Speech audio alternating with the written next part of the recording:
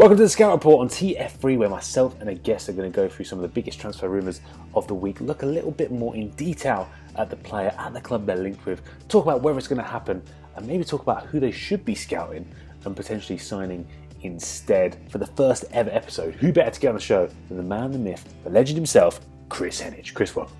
It's a pleasure. Boom. Let's do this. We are talking Alexis Sanchez. Reports have suggested for a while now that he's stalling the talks over his new contract at Arsenal. He's apparently demanding £290,000 a week. You know, we're talking Paul Pogba money there. That would break Arsenal's wage structure as it is. As such, Arsenal, they could be forced to sell him this summer to avoid losing him for free the next summer. Now, putting aside the fact you'd think Arsenal would maybe would have learned from the whole Robin Van Persie situation, not let players contracts like this wind down and get them signed up, essentially, like Spurs are doing. But, you know, Alex Sanchez, as we know, he's such a fantastic talent.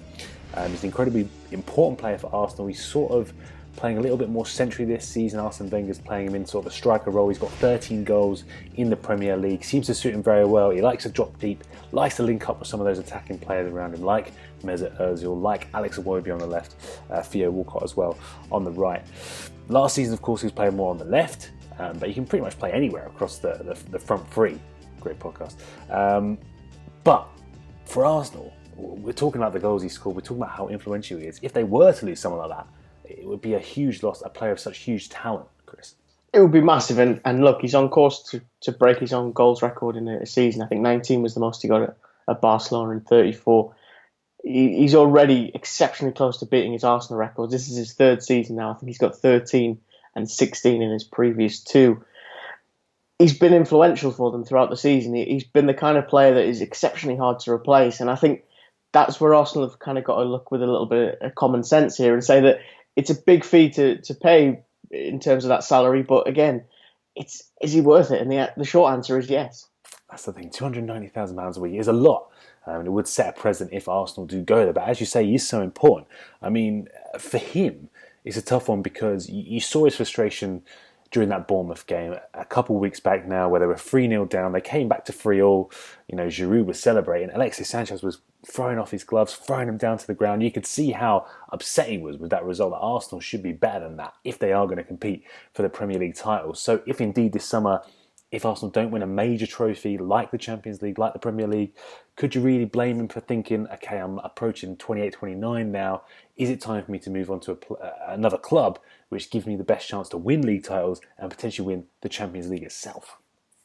That's it. It's a short career at the end of the day. And I think this is what Arsenal fans are a little bit worried about, is that really for his time at the club, all he's really got to show for it are 2 FA Cups, which is not to sort of dismiss that competition. I think he has higher goals, though, for himself. He wants to win league titles. He wants to win Champions League, as you mentioned. The difficulty comes in whether you can convince him to stay, even if you do pay the money, because at the minute, Arsenal don't look that convincing. They have moments, certainly, where they manage to string a few games together. But in those more important games, those matches like Bournemouth and things like that, where you expect them to win, where you expect them to really start to put that pressure on title rivals, that seems to be where they slip up. They've got this really nasty habit of being able to show tremendous character in coming back, but having to come back because of the position they put themselves in the first place. It's a difficult one as well, because there does seem to be a little bit of uncertainty over the manager. Of course, Arsene Wenger's contract expires at the end of this season. Mesut Ozil, who's also negotiating a new contract, he came out and said, you know, one of the deciding factors will be if Wenger stays at the club. If another manager comes in, that could influence things. But for now, the rumour doing the rounds, Chris, is that PSG want to get their hands on Alexis Sanchez. I mean, if he did have 1 year left on his contract this summer, for a player of that quality, we're looking at, you know, 50 million plus. Despite that, do you think Arsenal will try to avoid selling to a Premier League rival once again, and therefore do you think PSG could be a realistic option out of the European clubs? I think so, definitely. That's the other thing, is that really Alexis' options are fairly limited just because of the fee he's going to dictate. Nothing to do with his quality. You're looking at maybe the Chinese Super League. You're looking at PSG there as well. The Premier League option, I think Arsenal will rule out because, as you say, they've learned that lesson before. They've been burnt in the past by selling to domestic rivals. When they did with Nasri, okay, it wasn't great, but it was an influencer to City. The same with Kolo Touré, Robin Van Persie. Yeah. It's not worked well for them. So if anything, they'd much prefer, I think, to be able to push Alexis abroad somewhere.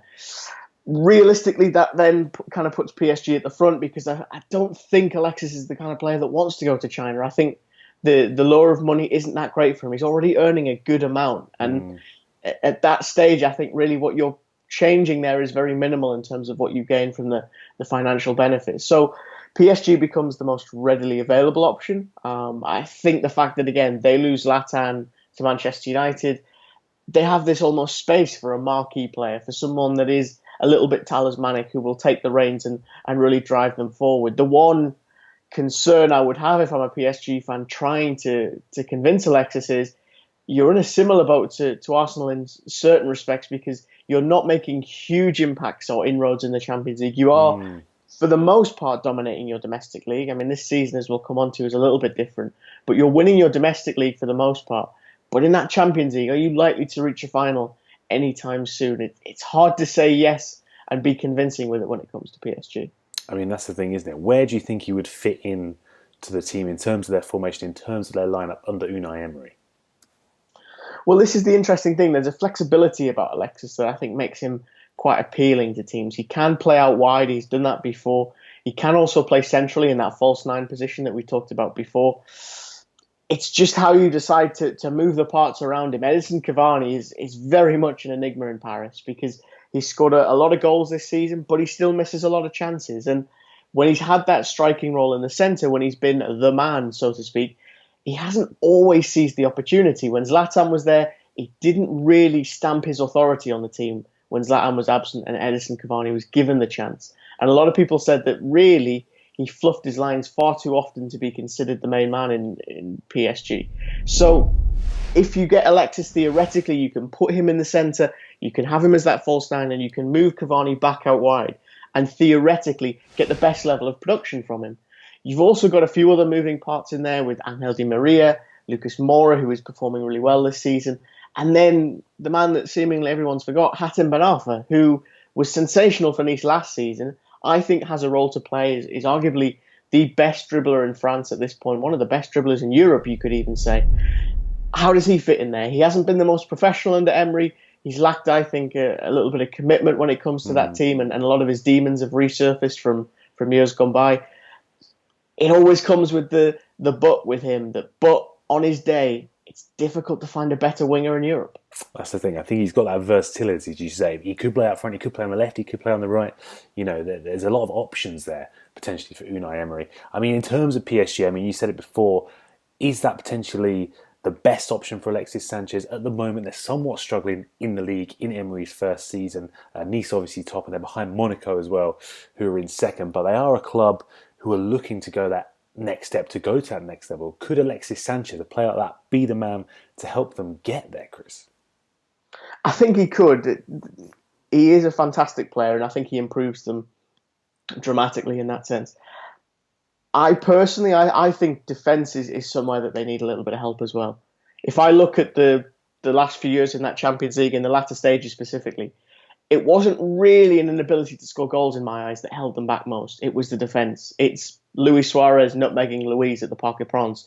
It's that situation where you think if they had a little bit more quality at the back, then theoretically they could use a little bit of rearguard action. Because I think if you look at the teams that maybe weren't so fancied that have won the Champions League in recent years, you look at Chelsea, you maybe look at Inter Milan under Jose Mourinho, there was quality in attack in both those sides. Less so, I would say, in Chelsea than Inter.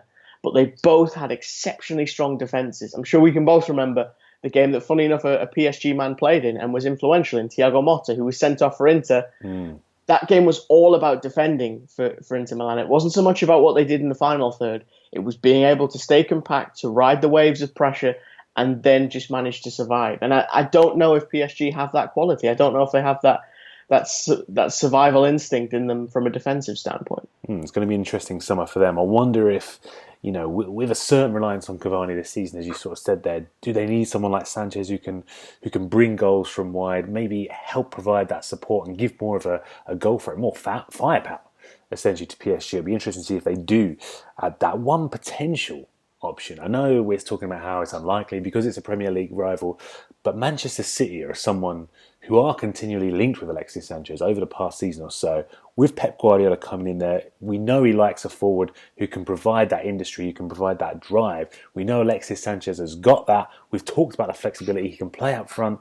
There are those little question marks over Sergio Aguero, potentially under Pep Guardiola. What do you make of that one, Chris? I think you look at his acquisition of Nolito in the summer, and you see the type of forward that he appreciates. You talked about it there yourself: industry, hard work, effort, an ability to, and an eagerness, more importantly, to do the dirty work of being a forward, being a defensive forward almost, and harrying the back four of the opposition, or the back three of the opposition. It's a big ask to get Arsenal to sell. That's the thing. You're going to be paying a massive fee again. And I think when you consider financial fair play and a lot of the moving parts surrounding that deal, it becomes very complex very quickly. With that said, it's that idea of, can you find someone like him for less? That's always the challenge for recruitment teams, for scouts, for analysts, for everything. Can you find someone of his ilk with his production levels for less money? At this point, honestly, I can't think of anyone. I know we have some intelligent viewers. If they can think of one, by all means, they've got a suggestion. Yeah, exactly. Drop it in the comments, because I would be very curious to hear this, because I think he is very much a unique player in that sense, Sanchez. He has a very specific skill set. Yeah, one of the best players in the Premier League, if not the world as well. So I think, it'd be interesting to see if he does remain at Arsenal, whether he potentially goes to PSG, could be Man City. Guys, let us know what you think is going to happen in the comments below. Let us know what you think Alexis Sanchez should do. Should he stay at the Emirates Stadium? Should he come over to the league? Let us know what you think. Chris, thank you as always. You're always on the Front Three podcast, of course, but where can the good people find you until the next podcast and until the next video? At KHENEAGE. Fantastic stuff, guys. You can follow me on Twitter at Adam Bolton. Make sure you check out the podcast. Myself and Chris are on there every Monday and Thursday alongside Lawrence and Dave. Until next Wednesday, have a great